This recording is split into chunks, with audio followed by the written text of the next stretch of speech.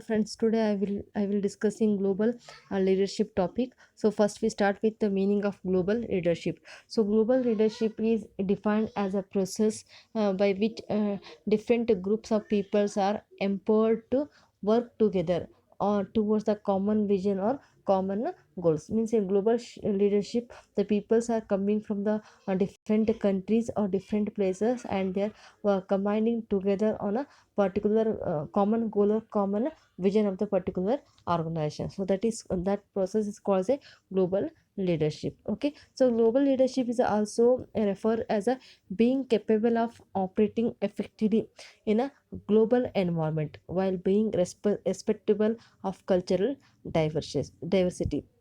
Here global leadership is also called as a being capable of operating effectively. Means here, when the peoples are capable of operating at a global environment where while being respectable to cross cultural diversity, then that peoples are called as a global leader. So the meaning of global leadership is nothing but it is a process of influencing the individuals or teams representing different culture or meaning systems to contribute towards the achievement of the organization goals. So that is called as a global leadership. Next is competencies of global leadership.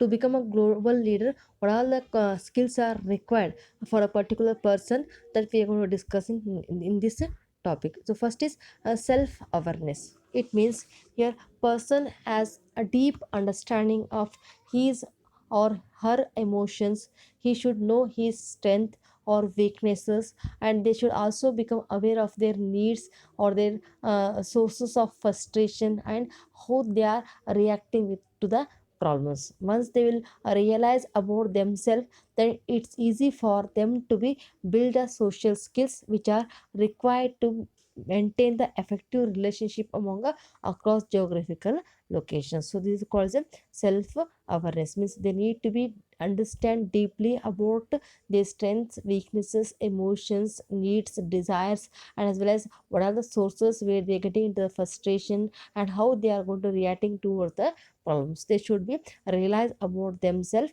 before assessing the other problems or before involving in dealing with the other resources. So that is called self awareness. Next is engagement in personal transformation.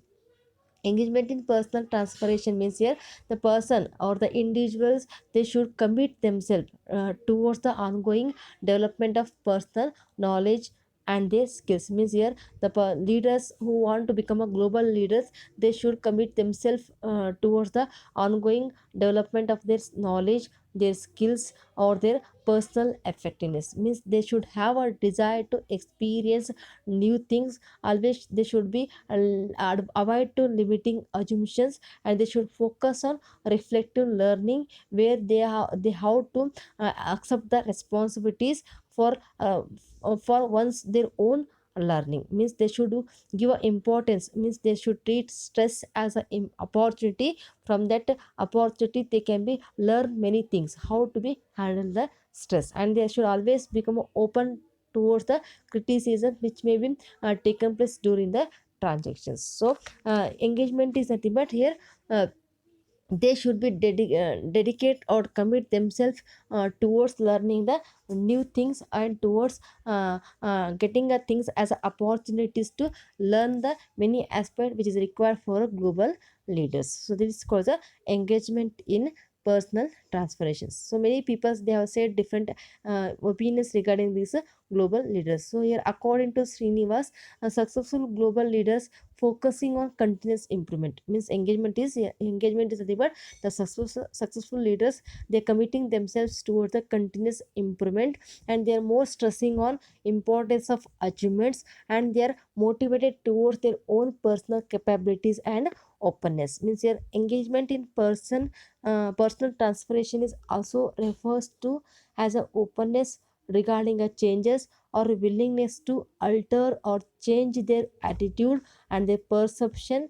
That states that outcome of this type of traits and behavior is entirely depending upon their own ability to learn from the experience. Okay, so that is called the engagement in personal transformations.